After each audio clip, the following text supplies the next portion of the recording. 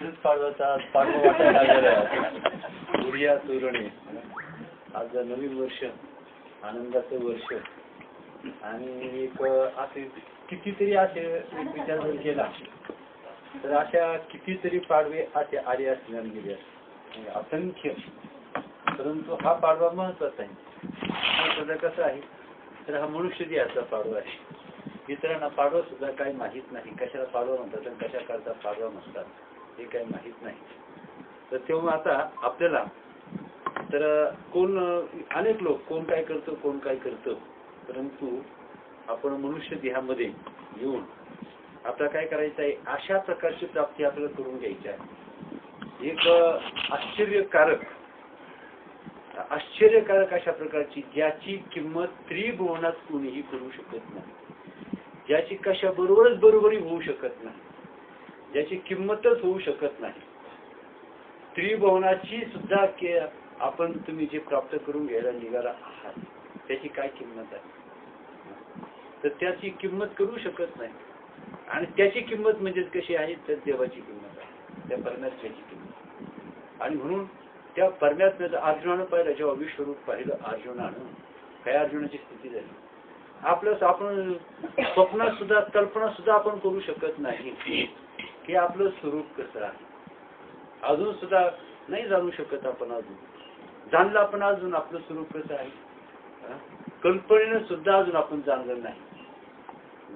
कल्पना सुद्धा करता येत नाही की आपलं स्वरूप कसं असावं याची कल्पना सुद्धा करता येत नाही. आणि त्या स्वरूपाची नुसती कल्पना जरी आली, अमृताचा नुसता एक थेंब जरी माणसाला, अगदी मृत्यूशय्येवर पडलेला मनुष्य जर्जर, त्याला नुसता अमृताचा एक थेंब जरी मिळाला तरी तो अमृताचा थेंब त्याला काय करतो, सगळ्या भयान अशा प्रकारच्या व्याधीतून त्याला तो बाहेर काढतो. ते अमृत आहे. त्या अमृताने साधू संतांनी त्या अमृताला काय म्हटले माहिती आहे का? त्या अमृताला काय म्हटले, जे काळकुटाचे सहोदर मृत्यू भेने पेले आमर, ते देहाचे पुरंदर 14 दाती. ज्यांनी अमृत प्राशन केलेलं आहे. काय तर अमृत म्हणजे सामान्य बाब आहे. इथं पायाला सुद्धा मिळत नाही. नुसतं अमृत तुल्य आपण म्हणतो, नुसतं अमृत तुल्य. ते अमृत जिथं पायाला मिळत नाही. आणि हे तर कसं आहे, परमामृत आहे.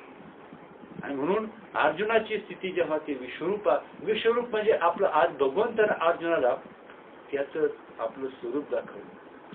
मग ते स्वरूप पाहिल्यानंतर अर्जुनाची स्थिती कशी आश्चर्यकारक स्थिती झाली.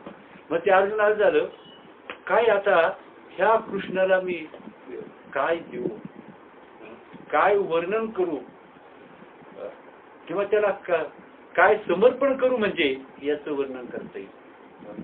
आणि म्हणूनच अजून आपल्या या स्थितीची पुसरशी सुद्धा कल्पना आपल्याला नाही.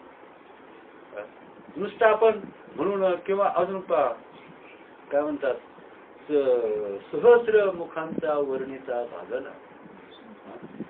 तुमचं आमचं सोडून द्या, तुम्ही आम्ही किती वर्णन केलं असेल, वर्णन करता येत नाही. तहविधी जण साई शास्त्री कारण 18 पुराणे अशी. आणि वर्णन करण्याला गायला ज्याची स्तुती करावी असा त्रिभुवनामध्ये एकटाच आहे.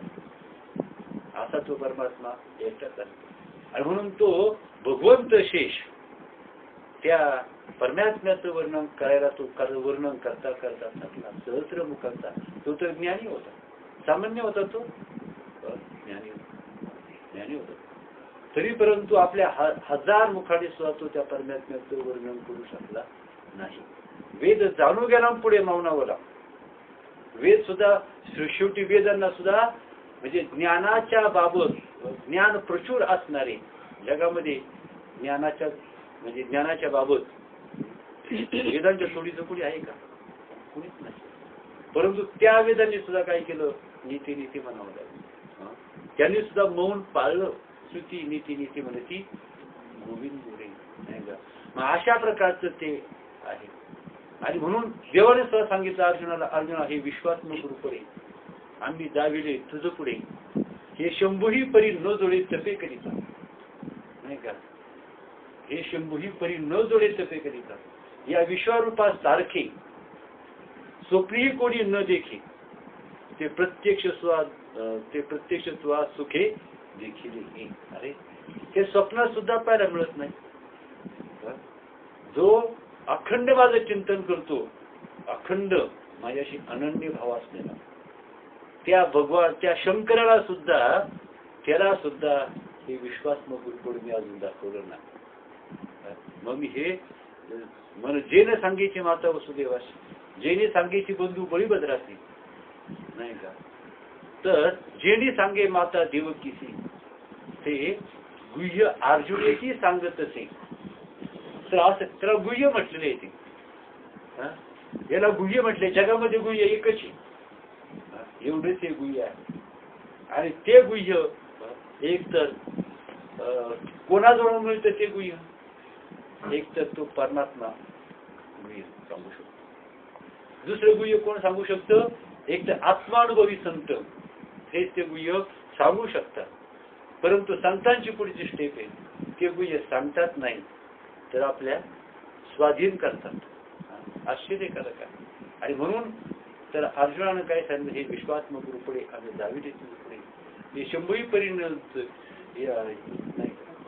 तर तेव्हा अशा प्रकारचं आहे हे तुझ वाचून अर्जुना काय म्हणतात, आपल्या कल्पना नाही, हे तुझ वाचून अर्जुना पूर्वी श्रुत दुष्ट नाही आणा, हे जोगेवे साधना म्हणून आपा. ऐका जरा काय म्हटलेलं आहे, हे तुझ वाचून अर्जुना पूर्वी श्रुत दुष्ट नाही आणा. म्हणजे काय, अरे आज कोणी ऐकलं सुद्धा नाही याच्याबद्दल, कोणी पाहिलं सुद्धा नाही, हे फक्त तुला हे तुझ वाचून अर्जुना पूर्वी श्रुत दुष्ट नाही आणा, आणि हे जोगे नो हे साधना म्हणून या. आणि हे कसं आहे, साधनानं प्राप्त होणार नाही. काय, हे साधनानं प्राप्त होणार नाही. आणि म्हणूनच हे कसं आहे, नाना साधनांच्या केल्या खत, साधन तिथं चालतच नाही. साधनाचं सुद्धा तिथं काम नाही, नाही का, साधनाचं तिथं काम नाही. भाऊ नका उभी दाखवली वेदेश्वरीमध्ये ना, वेदेश्वरीतच होती का, हा वेदेश्वरीतच उभी होती. मग साधनांचं साधन काय सांगितलेलं आहे, साधन. मग याच्या प्राप्तीचं काय साधन सांगितलेलं आहे, साधन सुद्धा सांगितलेलं आहे. आणि यासाठी भगवंताने अवतार घेतले, आणि यासाठी प्रत्यक्ष ते भगवंत कशाच्या रूपाने आले, परमात्मा स्वरूपाच्या रूपाने, रामकृष्णांच्या रूपाने आले. तोच परमात्मा साधू संतांच्या रूपाने आला, नाही का, तोच परमात्मा साधू संतांच्या रूपाने आला. कशा करता, हे गुह्य देण्यासाठी, नाही का, अशा प्रकारचे हे गुह्य देण्यासाठी त्याच परमात्म्याने हे अवतार घेतले. मग मी काय सांगितले, परीक्षा दाखवली. मग साधनांचं सर्वश्रेष्ठ साधन कोणतं, हे प्राप्त करून घेण्यात. हे जर प्राप्त जर असेल, याला दुसरा कोणताही उपाय चालत नाही, याला कोणताही उपाय चालत नाही. मग हे कसं आहे, तर विवेक वैराग्याशिवाय, विवेक आणि वैराग्य ज्याच्या ठिकाणी कसं आहे, तर परिपूर्ण विवेक आहे, परिपूर्ण वैराग्य ज्याला धारण केलेला आहे, हे प्रभावी साधन आहे. विवेक आणि वैराग्य, साधी किंमत नाही या विवेक आणि वैराग्याची. आणि ते विवेक आणि वैराग्य, तिथं ज्ञान, तो परमात्मा आपोआप जसं स्वच्छ पाणी जर असेल, त्या स्वच्छ पाण्यामध्ये सूर्य प्रतिबिंबित होतोच होतो. गढूळ पाण्यामध्ये कधीच प्रतिबिंबित होत नाही.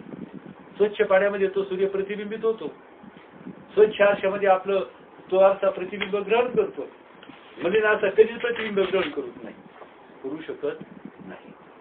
म्हणून याला काय आहे, तिथं अज्ञान घालवणं, आश्चर्य, कधी कधी आश्चर्य वाटतं. पण म्हणून तर पाहुणे मनुष्य देहाची, म्हणून नरदेहाची किती मोठी लायकी आहे, किती मोठा अधिकार या नरदेहाचा आहे. परंतु अधिकार जरी असला तरी काय होतं, कोटीतून एखादा, आणि हे सत्य आहे, प्रत्येक ग्रंथ असं एक ग्रंथ सापडायचा नाही त्याच्यामध्ये ह्या गोष्टीचा उल्लेख केलेला नाही. हे सत्य काय सांगितले, कोटीतून एखादा या ठिकाणी जाऊन पोहोचतो. हे कशा करता सांगितलं, की प्रत्येकानं ते प्राप्त करून घेण्यासाठी सत्य सांगितलेले. हे बोलवण्यासाठी, चकवण्यासाठी शास्त्र नाही. शास्त्र इतकं खालच्या पातळीचं नाही. शास्त्र हे सत्य आहे आणि उदात्त आहे, नाही का. जीवाला सत्याची ओळख व्हावी सत्य साधन करायला तो प्रवृत्त व्हावा. आणि म्हणूनच काय सांगितले की कोटीतून एखादाच, मी अनेकांना दाखवली, प्रमाणानेकडे दाखवली, नाही का, सगळ्या ग्रंथातून हे सांगितलंय का, कोण कुठे अटकतो 7व्या अध्यात्मावलीने सांगितलेलं आहे. काय हे बहुनदी आहे. ह्या बहुनदी पार करून जायला, नाही का, एका कोण पुढे अडकतो, कोण पुढे अडकतो, कोण पुढे अडकतो, काही सांगता येत नाही. परंतु एखादाच असा असतो, कोटीतून एखादा असतो की तो त्या भवनदीच्या पलीकडे जातो. म्हणून याला काय आहे, याच्या प्राप्तीसाठी काही साधन नाही. याच्या आड जे आलेले फक्त अडथळे, प्रतिबंध, ते दूर करायची साधनं शास्त्राला सांगितली. संतही दूर करतात, नाही का. तर त्याची प्राप्ती ही स्वयंभू आहे, नाही का. स्वयंभू आहे. स्वयंभू माझा विटेवरी उभा, चैतन्याचा गाभा पांडुरंग, नाही घडविला नाही बैसविला, आणि पुंडलिकाला भेटावया. आजही हे सत्य आहे, नाही का. आजही हे सत्य आहे. आणि म्हणून काय सांगितलेलं आहे, विवेक आणि वैराग्य, त्याच्यानंतर क्षमा आणि दम, मनोनिग्रह, इंद्रिय निग्रह, मनोनिग्रह आणि इंद्रिय निग्रह. जोपर्यंत आपलं मन जिवंत आहे तोपर्यंत मरणाची जरी साधना केली, हठयोग वाचन तेवढा केला, किती जरी साधना केली, परंपराई साधना जरी केली, अगदी साधना जरी किती केली, जोपर्यंत मन जिवंत आहे तोपर्यंत ब्रह्मस्वरूपाची प्राप्ती नाही. मन जोपर्यंत जिवंत आहे तोपर्यंत या ब्रह्मस्वरूपाची प्राप्ती नाही.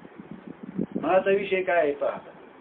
मग हे जे मन जे आहे ना, सगळ्या देहाचा नाश होतो, जगाचा जरी नाश झाला, प्रलय काळ झाला तरी या हृदयाचा नाश होतो, जगाचा नाश होतो, प्रलय काळ ओढवतो, त्रिभुवनाचा नाश होतो, परंतु ह्या मनाचा नाश होतो. हे मन मात्र जिवंतच असते. आणि मग एक आहे मात्र पुढे सांगतो आता, मग हे मन जेव्हा मरतं, मग हे जेव्हा मन मरतं, मग तेव्हा ते काय होतं, मग तेच काय होतं, ब्रह्मस्वरूपाला प्राप्त होतं. मन म्हणजे जीव. मन आणि जीव काय वेगळे आहेत का. तो जीवच काय होतो, मनाच्या रूपाने प्रगट होतो. मग ते मन, तो जीव, मग जीव कधी मरतो का. आपल्या देहाला नाव आहे, रूप आहे, वय आहे, आकार आहे, रंग आहे, रूप आहे, सगळे. जीवाला काही नाव आहे, जीवाला काही रूप आहे. सगळ्यांचा जीव कसा आहे, तुम्ही स्वतः आपला जीव कधी पाहिला. होय, जीव कधी कोणी आपला स्वतःचा जीव कधी पाहिला का. मग स्वतः जीव सगळ्यांचा सारखा आहे, जीव सगळ्यांचा एक. आपण पाहतो कंपनीमध्ये तयार झालेल्या मोटरसायकल, सगळ्यांची क्वालिटी सगळी एक क्वालिटी, फक्त नंबर प्लेट वेगळे. फक्त काय आहे, नंबर प्लेट फक्त वेगळ्या, बाकी काही फरक नाही. मग तसं जीव एकच आहे. सगळ्यांचा जीव अगदी 84 लाख युनिटला जीव एक येतो. फक्त फरक कशा आहे, त्या जीवामध्ये कोणत्या जीवात काय आहे, कोणत्या जीवात काय आहे, आतमध्ये फक्त काय आहे त्याच्यामध्ये फक्त फरक आहे.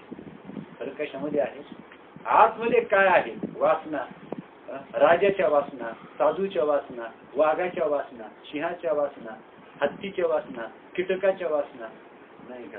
जो गुलाम आहे, अतिशय गरीब आहे, त्याच्या प्रत्येकाच्या वासना, जो भुकेनं व्याकुळ झालेला आहे त्याच्या वासना. फक्त वासनेमध्ये फक्त काय आहे, फक्त फरक आहे. आणि म्हणून काय आहे, त्या वासना, म्हणून मनाचा मन म्हणून जो जीव आहे, तो जीव सुद्धा, जीवाचा देहाचं आयुष्य 100 वर्ष आहे. मग जीवाचं आयुष्य किती, जीव देहाला नाव आहे, जीवाला नाव आहे, देहाला नाव आहे, जीवाला नाव आहे का जीवाला नाव, जीवाला नाव. आणि तो जीव सुद्धा कधी मरत नाही. तो जीव कधी मरतो, तो जेव्हा मरतो, जेव्हा परमेश्वराचं तो दर्शन घेतो, तेव्हा जीव स्वतः मरतो. कधी मरतो, परमेश्वराचं मारतो जेव्हा जाऊन दर्शन नाही घ्यायचं, तो 8 तास बारीला लावून दर्शन नाही घ्यायचं, त्यानं तो मरत नाही. 8 तास नाही, एखादं बघू आपण डबल बारी लावू, नाही का, तरी सुद्धा तो मरणार नाही. तो कधी मरेल, जेव्हा पांडुरंगाचं दर्शन घेईल तेव्हा तो जीव मरतो. मग का मरतो? क्षीण होतो. तर त्याला स्वतः मी मागं तुम्हाला विषय सांगितला, त्याला स्वतःची लाज वाटते, मग तो मरतो. जीवाला काय होते, तो कधी मरतो सांगतो तुम्हाला, तो आपलं समर्पण करतो. कधी स्वतःची लाज वाटते तेव्हा तो स्वतःचं समर्पण करतो. अजून त्याला लाज वाटत अजूनही त्याला लाज वाटत नाही. म्हणून अजून कसं आहे, भक्कम आहे. म्हणून कसं साधनं सांगत होतो मी तुम्हाला. तर म्हणून काय वाटलं तर हे शब्द ऐकायला सोपे. तुम्हाला मला म्हणता बोल बोलता वाटे सोपे, करणे करता टीर कापे. साधी गोष्ट आहे का? बोल बोलता वाटे सोपे, करणे करता टीर कापे. रामदास स्वामींनी काय केलं होतं, खीर खावीशी वाटते ना, उलटी केली आणि ती खीर खाल्ली. आहे का ताकद कोणाची खीर खायची? उलटी झालेली खायची ताकद आहे का? नाही ताकद. आणि म्हणून बोल बोलता वाटे सोपे, संतांनी करून दाखवलं, करून दाखवलं. म्हणून संत पद आहे. संत कोणला म्हणत नाही, हवप कोणलाही म्हणतात. हवप म्हणजे संत नाही का? हवप सगळीच आहेत. कोण हवप नाही इथं बसायला की कोण हवप नाही. होय ताई, हवप आहेत ना सगळे, पण संत आहेत का? नाही का? नाही संत पद मिळत ते हाती, नाही का? बाजारात मिळत नाही, नाही संत पद मिळत ते हाती. हिंडता राणी ओनी कपाटी. संत संत सब कोई कहते, बडा कठीण संत का पंथ. नाही बरोबर आहे. पुढं काय? शब्बास. संत संत सब कोई कहते, बडा कठीण संत का पंथ. काम क्रोध जिते नाही, वो संत नाही वो जंत. आणि म्हणून त्याचा अधिकार. म्हणून मी आपण नेहमी सांगतो पहा का आपण कोण आहोत. तर त्या ब्रह्म साम्राज्याचे चक्रवर्ती राजा लय अलीकडचा, स्वर्गातला देवांचा राजा इंद्र त्याचं पद लय अलीकडचं. जितकं सच्चिदानंद पद मोठं आहे. अहो ते मला सांगत होतो, ते थोडस जरी कळलं ना स्वरूप, तरी माणूस काय करेल, कसलीच इच्छा करणार नाही. नुसतं कल्पनेनं जरी कळलं त्याला स्वरूपाचं ऐश्वर्य, कल्पने प्रत्यक्ष नाही बरं का, मी कल्पनेनं म्हणतोय. कल्पनेनं जरी त्याला स्वतःचं ऐश्वर्य, स्वतःचं सुख, स्वतःची सत्ता, स्वतःचं सामर्थ्य, स्वतःचं ज्ञान, शास्त्राने एका शब्दात सांगितलं, एका वाक्यात सांगितलं, षड्गुण ऐश्वर्य. नाही का? षड्गुण ऐश्वर्य जगात कोण आहे? कोण कोण आहे जगामध्ये? षड्गुण ऐश्वर्य हवं फार आहे. षड्गुण ऐश्वर्य संपन्न कोण कोण आहे? एकटाच. नाही का? म्हणून कौतुकानं माऊली वर्णन करतात, या विश्वश्रियता भारता मीची गा पंडूस होता, मी गोसावी असे समजतात त्रैलोक्याचा. मी गोसावी असे समजतात त्रैलोक्याचा. आणि आपण कोण आहोत? आपण इथं. मग आपण म्हणतो मी ब्रह्म आहे, मी ब्रह्म आहे. स्वप्नात हे तुझा, अरे हे तुझा पूर्वी श्रुत दृष्ट नाही आणा. हे श्रुतही नाही म्हणजे ऐकलंही नाही आणि पाहिलंही नाही कुणी तुझ्याशिवाय. आणि म्हणून शेतकऱ्याच्या आता म्हणजे थोडस वेगळी राहून जायचो म्हणून सांगितलं. तर आता थोडस टप्प्याने द्यायला पाहिजे.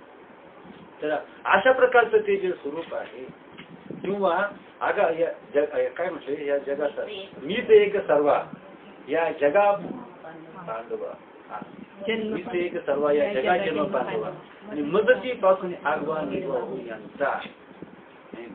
सुंदर सुंदर माऊलींनी अगदी ज्ञानाची खैरात करून टाकली. हे वाचून ऐकून तरी माणसाला अहो साध काही चिंच पाहिजे तरी तोंडाला पाणी सुटतं माणसाचे. कोण चिंच पाहिलं कोणा तोंडाला पाणी सुटत नाही. आणि हे भगवंताचं वर्णन ऐकून काहीच माणसाला वाचू नये. म्हणून ते प्राप्त करून घ्यावं, ढिलं राहावं नाही, तत्पर राहावं. आणि मनुष्याचा जन्म तुम्हाला सांगतो, तुम्ही कशा करता आलात, बाकीचं काही करण्याकरता आलेलो नाही. फक्त याच्याच प्राप्तीसाठी आपण आलेलो आहे, आत्मज्ञानाच्या प्राप्तीसाठी. आता बाकी सांगत नाही, बाकी तुम्हाला कल्पना आहे. आणि म्हणून हे सगळ्या शक्ती एकवटून बुद्धीच्या, नाही का, बुद्धीच्या म्हणा, देहाच्या म्हणा, मनाच्या म्हणा, सगळ्या शक्ती एक ओटून तुका म्हणे गंगा सागर अवघ्या झाल्या उर्मी एक मय. मग सगळ्या ज्या आपल्या उर्मी आहेत त्या एकरूप होतात. मग आपल्या मनबुद्धी देहाच्या ज्या सगळ्या शक्ती आहेत या सगळ्या शक्तींनी तिथं काय करायचे आहेत त्या लावायच्या आहेत. आणि म्हणून मग काय होतं अशा सांगितलं शम दम साधी गोष्ट नाही. हे शम दम म्हणजे मग ते सांगायचं राहिलं थोडंसं. काय सांगितलं तुकाराम महाराजांना सांगत होतो. काय सांगत होतो. बोल बोलता वाटे सोपे करणे करता तीर कापे नवे वैराग्य सोपारे मज बोलतान वाटी करे विष खावे ग्रासो ग्राशी धन्य तो एक सोशी.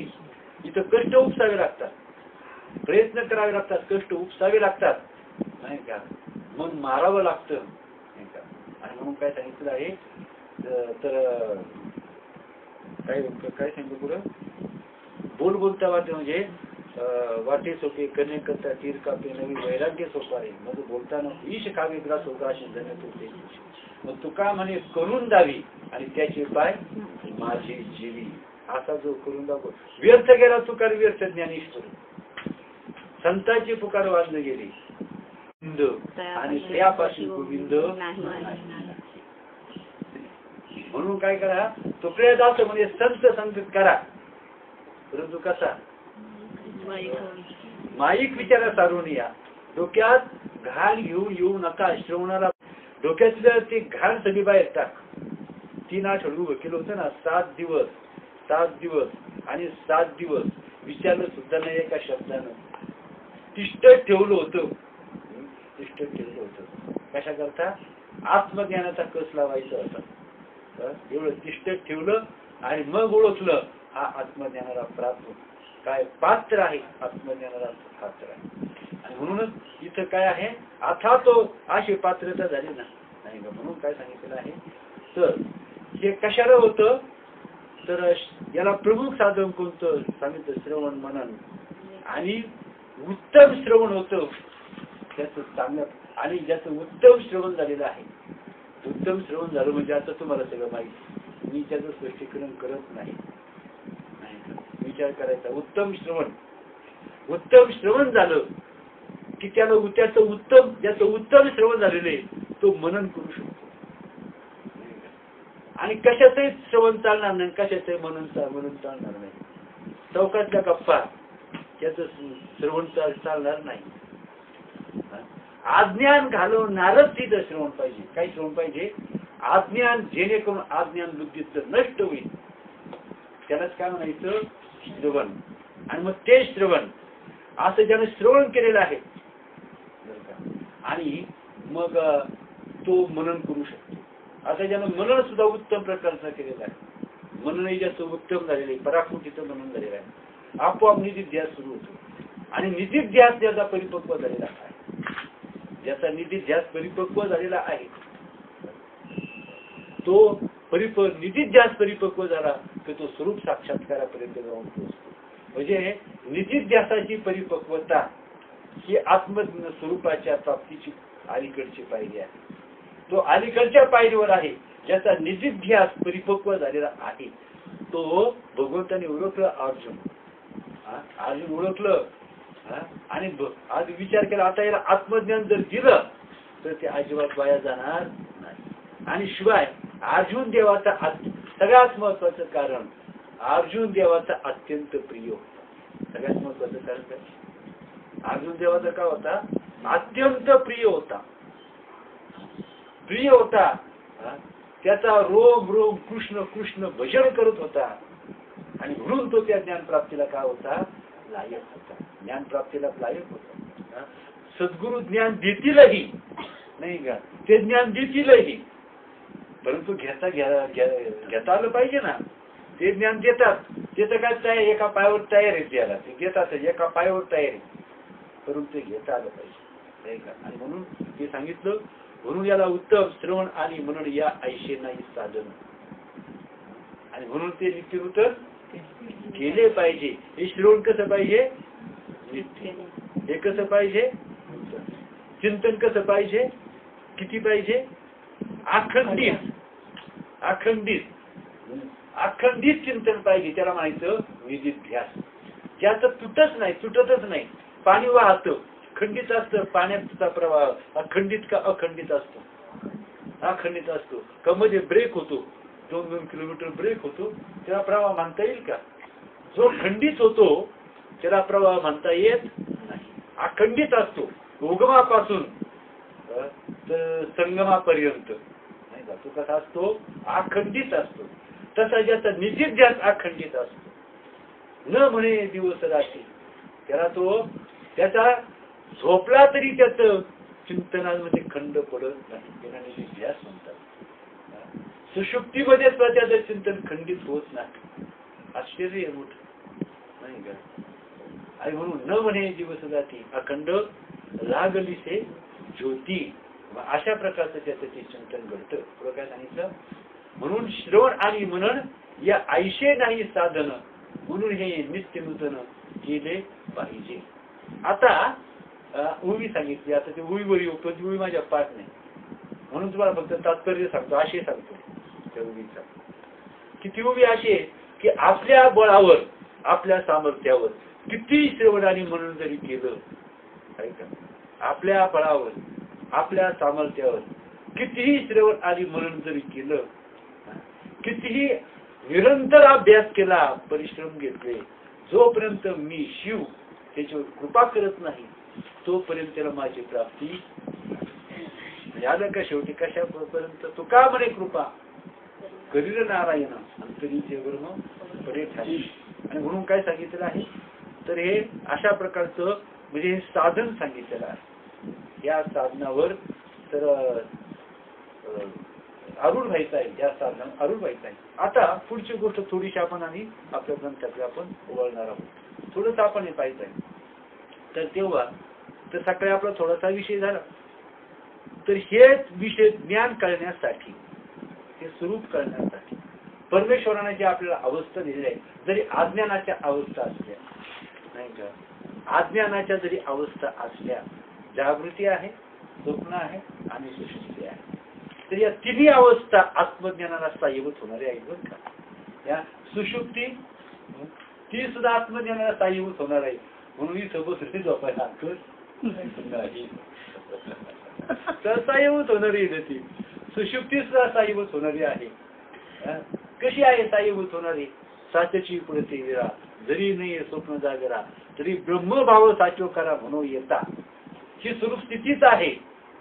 ही स्वरूप स्थितीच आहे, फक्त अज्ञानानं आवृत्त आहे नाही का? अज्ञानानं आवृत्त आहे. असो तर तेव्हा मग आपण सगळे सांगितलं थोडासा एखादा झोप लागली, त्याला स्वप्न पडलं, स्वप्न पडलं त्याला, आणि स्वप्न पडल्यानंतर तो अनेक दृश्य पाहतो, अनेक दृश्य पाहतो, अनेक आवाज ऐकतो. त्याच्या शेजारी बसलेल्या माणसाला ते दृश्य दिसतात. ते आवाज तो बरं तोही मोठमोठ्याने बोलतो. स्वप्नामध्ये जवळच्या माणसाशी मोठमोठ्यानं बोलतो आणि त्याचंही बोलणं मोठमोठ्यानं ऐकतो. वाघाची डरकाळी ऐकतो, सिंहाची गर्जना ऐकतो, विजांचा कडकडाट ऐकतो, ढगांचा गडगडाट ऐकतो, अनेक आवाज ऐकतो. तो मोठ्याने आवाज ऐकतो. काय आवाज येईल? पण शेजारच्या माणसाला आवाज ऐकू येत नाही. तो एकटाच ऐकत असतो, एकटाच पाहत असतो. तसं हे जे दृश्य जग आहे एकट्या अज्ञानाला दिसते, त्याच्या शेजारच्या ज्ञानाला दिसत. कारण स्वप्नच आहे ना, तो स्वप्नाचे म्हणून त्याला दिसते ना ऐकू येते. याला काय दिसत नाही, ऐकू येत नाही, हा जागा आहे. आणि याला जर ते ऐकायचं असेल, पाहायचं असेल, यालाही झोपावं लागेल, अज्ञान शिकवायला लागल, त्याला पुन्हा स्वप्न पडावं लागल आणि मग त्याला ते अनुभवावं लागल. आणि म्हणून काय आहे तर म्हणून काय करायचं आहे, एक तुम्हाला सांगतो, विचार करायचा आहे. आत्मज्ञानासाठी विचाराची नितांत गरज आहे. विचार करून करून अंतःकरणाची स्थिती तशी करायची आहे. अंतःकरणाची स्थिती तशी करायची आहे विचार करून. म्हणून काय सांगितलं वशिष्ठाने रामाला सांगितलं. काय सांगितलं पहा, वशिष्ठाने रामाला सांगितलं, रामा ते पहा, तर या ब्रह्माच्या तराजूमध्ये ब्रह्माचं पारड, या ब्रह्माच्या पारड्यामध्ये एका पारड्यामध्ये काय टाकायचं तर स्वप्न जागृती टाकायची. एका पारड्यामध्ये जागृती टाकायची, दुसऱ्या पारड्यामध्ये स्वप्न टाकायचं आणि विवेकाच्या काट्याकडे पाहायचं तर दोन्ही पारडी समान दिसतात. काय होतात?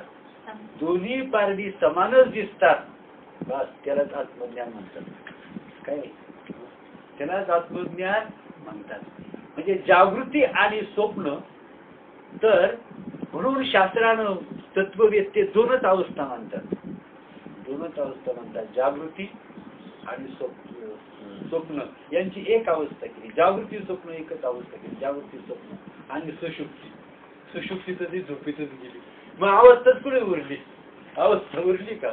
अवस्थाच उरली नाही. आणि उरायलाच खरं म्हणजे उरायलाच नकोय. परंतु आपला अजून कसं आहे, 12 गाड्या गेले तरी 24 गाड्या आहे शिल्लक. नाही अजून 24 गाड्या शिल्लक आहे. 12 गेल्या तरी 24 गाड्या शिल्लक. आणि म्हणून इथं 17 तत्वांचा जो सूक्ष्मदेह आहे जो कधीच मरत नाही, त्या 17 तत्वाच्या सूक्ष्मदेहाची आपल्याला काय करायचे आहे? वाट लावायची आहे. आणि म्हणून कसं तुम्हाला एक दृष्टांत सांगू थोडस, म्हणजे काय होईल सगळ्याला जरा मोकळीच म्हणून जरा थोडस मोकळी म्हणून काय थोडासा एक गमतीचा दृष्टांत थोडा सांगतो. तर दोघं जण मोटरसायकलवर चालले होते. नाही का? कंटाळा दोघं जण मोटरसायकलवर चालली होती. एक तिकडून येत होता, एक इकडून येत होता. दोघांची धडक पडली. दोघांची काय झाली? एकमेकाला धडक बसली. एक तिकडं पडला आणि एक इकडं पडला. असे जोरात पडले, असे जोरात पडले, दोघे जोरात पडले. आता याला वाटायचं त्याच्यावर मी पडलो, त्याला वाटायचं याच्यावर मी पडलो. दोघांना हे शिव्या द्यायला लागले, जोरात शिव्या द्यायला लागले. साधा राग आला असेल का? एकमेकाला शिव्या द्यायला, हा इकडून शिव्या द्यायचा, तो तिकडून शिव्या द्यायचा. नाही का? तेवढं तेच मनुष्य आला. त्यानं कसं तरी उठायचा प्रयत्न केला, काहीतरी गाडी वगैरे केली. तो म्हणला कवा कसं काय झालं? म्हटलं तुम्ही कुठं असता? म्हणला मी सेंट्रल बिल्डिंग मध्ये मुख्य चीफ ऑफिसर आहे. सेंट्रल बिल्डिंग मध्ये. अहो मी 2 वर्ष झाले मला प्रमोशनचा अर्ज केले, अजून सुद्धा काही तपास नाही. म्हणून उद्या ऑर्डर घेऊन जा. हा काय म्हटलं? उद्या ऑर्डर घेऊन जा. म्हणजे मी सेंट्रल बिल्डिंग मध्ये चीफ ऑफिसर आहे ना, मुख्य ऑफिसर आहे ना, म्हणजे तुझ्या प्रमोशनची ऑर्डर उद्या घेऊन जा. आणि म्हटलं तुम्ही कुठे असता? म्हटलं मी महाराष्ट्र बँकेमध्ये मॅनेजर आहे. अहो म्हटलं 2 वर्षापासून मी कर्जाचा अर्ज केला, अजून मंजूर नाही. म्हटलं उद्या चेक घेऊन जा. उद्या बरं झालं का? दोघे उठले, चला म्हणले आता काय मस्त पैकी चहा नाश्ता कॉफी घेऊन बरं झालं उठले. म्हणजे एक बरं झालं ऍक्सिडेंट झाला म्हणून तरी एक काम मार्गी लागली. नाही का? नाही तर तुम्हाला प्रमोशन मिळालं नसतं आणि मलाही चेक मिळालं नसतं. झालं एकच झालं. म्हणजे तात्पर्य काय आहे असं, म्हणजे आपलं पाहण्याचा दृष्टिकोन आहे आपला, तिकडे पाहण्याचा दृष्टिकोन. आणि हेच आहे ज्या स्वप्न जे आहे, स्वप्नातला माणूस किती स्वप्नातल्या गोष्टीची कोण चिंता करतो? स्वप्नातल्या गोष्टीचा कोण विचार करतो? विचार करतो. स्वप्न जसं तुच्छ तशाच प्रकारचे काय आहे, जागृती काय काय आहे, जागृती तशाच. जागृती आणि स्वप्न याला जो भिन्न मानतो, जोपर्यंत जीव जागृती आणि स्वप्नाला भिन्न मानतो तोपर्यंत त्यानं आत्मज्ञानाची स्वप्न सुद्धा कल्पना करू नये. मग दोन्हींचं चिंतन करता करता, विचार करता करता आणि प्रत्यक्ष जागृती प्रत्यक्ष स्वप्नांची एक वाक्यता करता करता ज्याने अष्टप्रहर चिंतन केलेलं आहे, त्याला आत्मज्ञानाची काय होते, हळूहळू परिपक्वता त्याच्या ठिकाणी निर्माण होते. चिंतन करायचं. आम्ही चिंतन करतो ना, चिंतन करतो काय, पण काय चिंतन करायचे तरी करायला पाहिजे ना. बरोबर आहे का? काय चिंतन करायचं हेही करायला पाहिजे, हे आणि काय साधन आहे तेही करायला पाहिजे, नाही का? म्हणून तर बुद्धिमधलं जे अज्ञान आहे ते अज्ञान घालवायचं आहे. तर अशा प्रकारची स्थिती असते पहा, अशी स्थिती आपल्याला प्राप्त करून घ्यायची आहे. तुकाराम म्हणतात, जाणून नेते करी माझे म्हणून तुझे प्रेम पुन्हा घेऊन या. मग मी व्यवहारी असे ना पाठ नाही करायचं. पाठ म्हणजे आपलं बंदुकीच्या गोळ्या सटासट सुटतात, बंदुकीच्या गोळ्यासारख्या बंदुकीच्या गोळ्या सुटतात ना, फटाफट प्रमाणात तोडतून सुटतात. आपल्या तशी स्थिती व्हायला पाहिजे आणि त्यासाठी परिश्रम करायचे आहे. अंतःकरणाची जडणघडण तशीच करायची आहे, तशीच करायची. याच्याकरता जीव द्या. आता मग सांगितलं ज्ञान होणं किंवा मुक्त होणं म्हणजे काय? प्रत्यक्ष जीव देणं आहे. बरोबर आहे का नाही? जीव देणं आहे प्रत्यक्ष. ज्याचा जीवच राहिला नाही, जीवच राहिला नाही, मला सांगितलं मग मी तू म्हणायला, सुख दुःख करायला, बंद मोक्ष म्हणायला मन तर पाहिजे ना. मन असेल तर म्हणेन मी बद्ध आहे, मन असेल तर म्हणेन मी मोक्ष आहे, मला मोक्ष मिळालेला आहे. मनच जर नसेल तर त्याने काय म्हणायचं.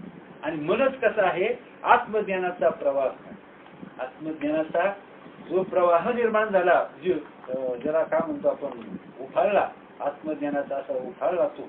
आणि तेच काय होतं, परंतु तेच पुढे काय झालं, कलुषित झालं. आणि त्याचं पुढे काय झालं, मन त्याचं तयार झालं नाही. तर म्हणजे त्याचं अंतर्गत, त्याचं ज्याला अंतर स्वरूप काय आहे, आज ब्रह्म हेच मनाचं खरं अंतर्गत स्वरूप आहे. मनाचं अंतर्गत स्वरूप काय आहे, ब्रह्म आहे. परंतु त्याला काय झालं, विसर पडला किंवा ते कशातही ते ह्या विषयामध्ये अडकून पडलं. आणि म्हणून ते आपला आजो गाभा आहे अंतर्गत, त्याला ते विसरलं. म्हणून जाणून येणे ते करी माझे मन, तुझी प्रेम करून घेऊन या, मग मी व्यवहारी असे न वर्तत, जेवी जरा आत पद्मपत्र. आता हे बोलणं सुटलं. पद्मपत्र जे असतं पाण्यामध्ये बुडवलं, कमळात त्या चिक्कू मध्ये सगळा घर असतो, त्याच्या आतमध्ये ते चिक्कू बुडवून पाहिला तर एवढासा कण सुद्धा तिला असं एवढासा कण सुद्धा, एवढ्याच राहून सुद्धा ती आलीच असते. बरं कोणत्या चिक्कूची असं नाही, आमच्या चिक्कूची तुमच्या नाही असं नाही, कोणत्याही चिक्कूची बी असू द्या, एकदम धुतल्या तांदळासारखी स्वच्छ असते. तांदळाला काय करतात, इतकी स्वच्छ असते ती, पुसावी सुद्धा लागत नाही, किती स्वच्छ असते. आणि आज आंबरच खाल्ला ताईंनी, त्याचा विचार. आंब्याची कोय कशी असते, आंबे किती वेळा पिळून काढा. ग्रामीण भागामध्ये रस करताना आणि हे झाले, शहरामध्ये करू लागले. पण ग्रामीण भागात तेव्हा आंबा 4-5 वेळा त्याचा तुळून काढायचा तो आंबा. शेवटी जेव्हा स्वच्छ पाणी बाहेर पडत तेव्हा तो टाकून द्यायचं. ग्रामीण भागात आंबा नाही का, तुम्ही आम्ही तर तोच खाल्लेला. मग ती आंब्याची